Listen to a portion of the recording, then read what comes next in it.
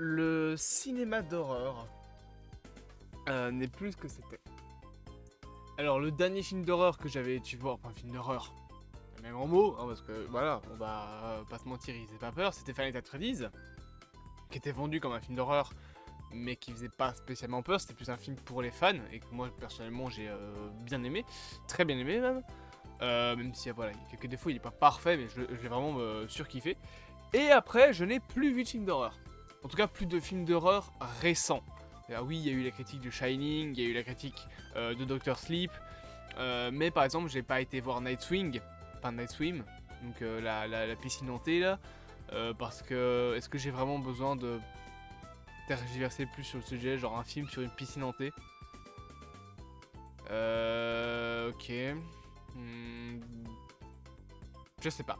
Là, le film que j'ai vu, c'est Imaginary, donc un film de chez Blumhouse, quand même producteur, je rappelle, enfin créateur du film Planet Freddy's, de Megan, qui était voilà simple mais efficace, de Sinister, qui sont des très bons films, etc., etc. Donc vraiment un studio qui s'y connaît en termes de films d'horreur et a une certaine réputation, notamment la réputation de réussir à faire des films avec 3 fois rien et qui rapportent gros. On l'a vu récemment avec Final Fantasy Freddy's. C'est un film qui a pas coûté très cher, 30 millions de dollars, c'est rien pour un blockbuster, et quand même il a rapporté presque 300 millions de dollars, 10 fois son budget. C'est énorme. Et même récemment, enfin même l'année dernière en 2022, parce que FNAF c'est 2023, on avait eu Black Phone, qui était un énorme succès, 200 millions, etc., etc. Nightwing, je sais même pas si c'est eux, je pense pas que c'est Blumhouse, mais Imaginary, c'est Blumhouse. Ah oui, en 2022 aussi, il y a eu Megan, qui était un énorme succès. Je sais bien que Megan, je sais pas si c'est 2022 ou 2023, je sais plus si c'est 2022 ou 2023, mais en tout cas Megan aussi était un énorme succès. Et donc, Imaginary, honnêtement, j'ai pas de doute que ce film va être rentable, bien qu'il sort à une période de l'année peut-être pas propice pour les films d'horreur, genre en plein mois de février. Ok, enfin fin février, début mars, donc je comprends pas vraiment la date de sortie. C'est un film aussi, c'est ce genre de film que les gens vont voir juste pour passer le temps, et je pense que c'est la force de Blumhouse pour beaucoup de ces films. C'est que c'est un film voilà, qui fait 1h40, 1h30, donc tu vas pas aller le voir pour exploser tes yeux, on va dire, avec plein de beaux plans cinématographiques. Tu vas le voir juste pour aller au cinéma en famille et devant un film d'horreur, ça peut être cool, ou avec ta compagne, ou avec un pote, voilà, tu vas le voir juste pour passer un moment au cinéma. Et je vous avoue que dès les 30 premières secondes du film, je savais ce qui allait se passer dedans. C'est mauvais. En fait, c'est bizarre parce que ça me fait un petit peu penser à certaines critiques de Joueur du Grenier.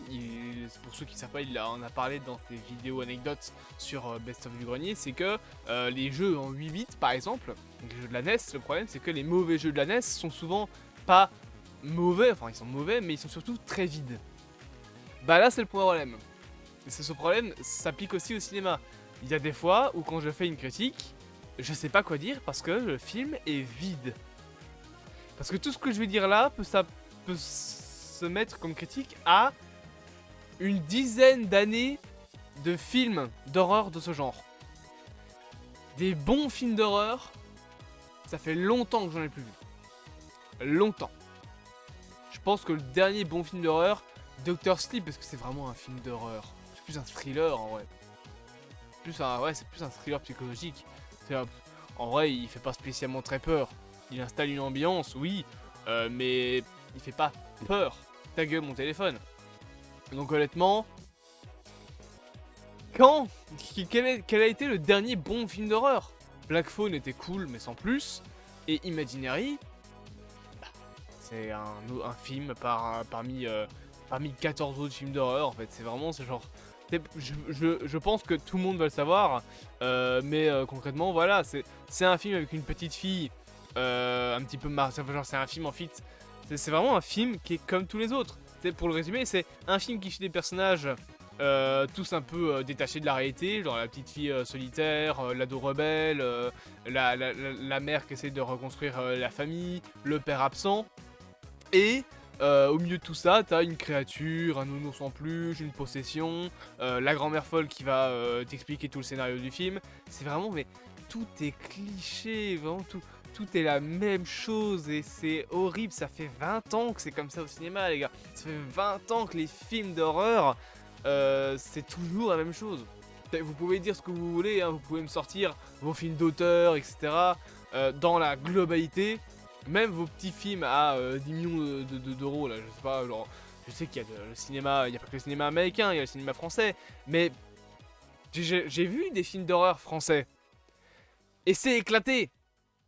Voilà, genre le dernier que j'ai vu c'était Gueule Noire, je crois, je pense que c'est ça, et vraiment, je me suis fait chier devant.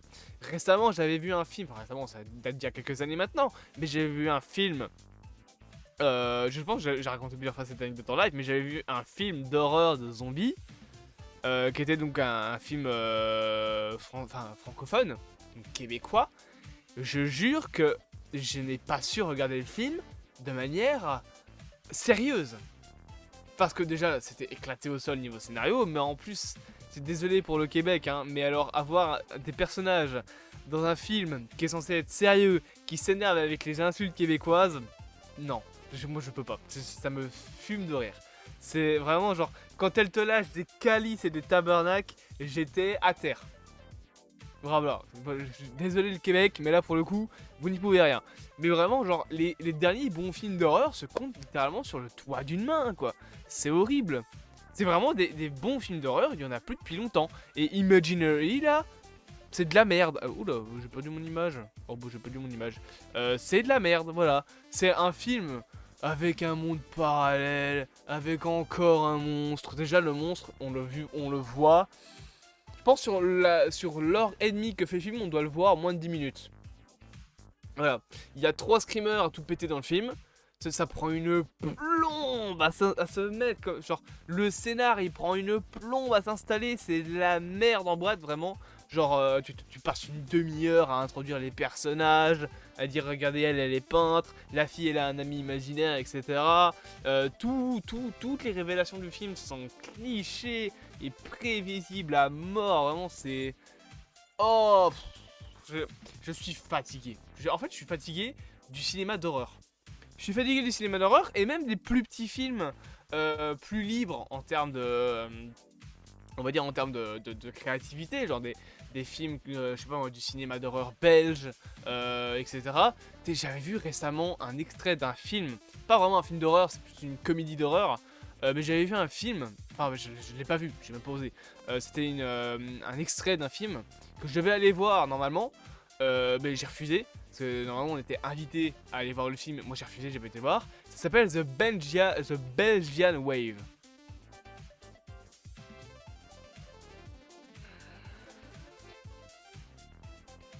J'ai vu un extrait de quoi 5 minutes. C'était d'un malaise. Mais d'un malaise. C'est genre... là je fais même pas ma... Genre j'exagère même pas mes mots. Alors c'était à base de trucs dégueulasses. Genre quand je vous dis dégueulasse, c'est se foutre de la bouffe partout sur le visage. Faire des blagues de cul qui sont à la limite du Peggy 18. Quand je vous dis à la limite, c'est à la limite du Peggy 18. Oh, c'est horrible. Vraiment, j'ai vu cet extrait de... J'ai même pas vu 5 minutes. J'ai arrêté. C'était tellement nauséabond. Et ça, c'est le cinéma d'horreur d'aujourd'hui. Le cinéma d'auteur d'horreur d'aujourd'hui. Les films plus libres. Mais vos auteurs, ils sont bourrés au pastis quand ils font leur scénario. Et quand ils font leur mise en scène, c'est de la putain d'extasie qu'ils ont dans le sang, hein. Pas du talent, hein. Les films d'horreur de nos jours, c'est de la merde. Je le dis honnêtement. Si on parle même pas des films d'horreur, les blockbusters d'horreur, c'est de la merde. Ta gueule le chat. Genre, il y en a quelques-uns qui sont bien, mais sur la dernière décennie... Alors le pire c'est que les studios savent que ça va être rentable. Parce que les gens vont voir un film d'horreur en disant ouais peut-être que ça fera peur. C'est tout. C'est vraiment, genre, on va voir un film d'horreur, pourquoi? Limite pour être sur son téléphone durant la séance, en fait. J'avais vu un film de 2021 avec une amie. Une amie, à l'époque. On s'était dit, viens, on va voir ce film-là ensemble, ça va être trop bien, etc. Déjà, on était 4. Je vous jure qu'on était 4. Ça aussi, c'est un autre truc. Pourquoi il n'y a plus personne? Les films d'horreur, il n'y a plus personne. Alors après, peut-être que c'est parce que c'était mon cinéma de ville et que bon, le cinéma dans la ville dans laquelle j'habite, c'est quand même assez petit. 7 salles, mais ça reste un petit cinéma. Mais je vous jure que ce film, c'est Candyman. Putain, l'espèce de grosse merde que c'est. Le nouveau Candyman, il est nul à chier. Et le pire, je pense, c'est que la réalisatrice de Candyman a fait The Marvels. Et pourtant, The Marvels, il est bien. Mais Candyman, c'était de la grosse merde. Et c'est le problème avec tous les récents films d'horreur. Les films d'horreur récents sont nuls à chier. De nos jours, quand tu fais un film d'horreur, tu vraiment, genre, ils ont un téléphone, comme celui-là, là. Ils ont une roulette avec un genre, un mot au hasard, piscine, ours en peluche, singe, et un concept. Et ils font le destin, le jeu de la vie. Ils font, ok, bon, on va faire un film d'horreur avec une monster qui devient maléfique.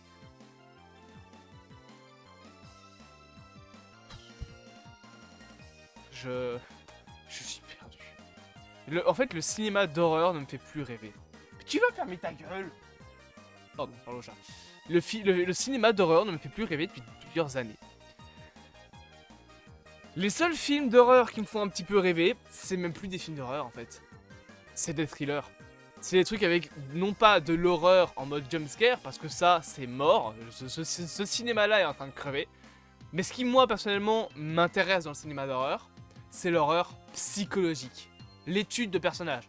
Dr. Sleep est excellent là-dessus. Dr. Sleep, je trouve qu'il se fait beaucoup trop fortement critiquer. Parce que Dr. Sleep, excellente suite. Regardez-le, et regardez la critique que j'ai faite. Dr. Sleep, incroyable.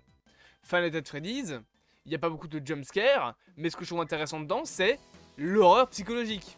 La dimension des rêves, le traumatisme de Mike, ça c'est intéressant. Et rien que ça est plus intéressant que l'entièreté de ce putain de film Imaginary. J'ai même pas envie de parler du film parce qu'il n'y a rien à dire sur le film, il est vide. Tu sais, les personnages sont écrits, mais avec vraiment genre Wikipédia, genre ces personnages de base, vraiment ces générateurs de personnages de films d'horreur. Ils ont collé un titre, un tant soit peu intéressant, à un film de commande banal. Genre je suis fatigué devant aussi peu d'originalité. Surtout qu'il y a moyen de faire. Ce n'est pas comme si le cinéma d'horreur était terminé, genre au mode tout a été fait, il n'y a plus rien à faire. Il y a encore moyen de faire de l'horreur. Largement. Il y a moyen de faire de l'horreur stéréoscopique, il y a moyen de faire de l'horreur comme dans Doctor Strange, le fait de faire de l'horreur en bougeant le décor. Il y a moyen de faire de l'horreur jumpscare mais bien fait. Il y a moyen de faire de la mise en scène horrifique qui est stylée. Le fan footage. Rien que ça, ça apporte une ambiance. Ce film-là n'a aucune ambiance. Il n'a rien. C'est vide. Mais bon. J'espère que cette petite vidéo vous aura plu, bien évidemment, du coup n'hésitez pas à me dire en commentaire ce que vous en avez pensé si vous l'avez vu. Abonnez-vous, partagez, likez, commentez, et on se dit à bientôt.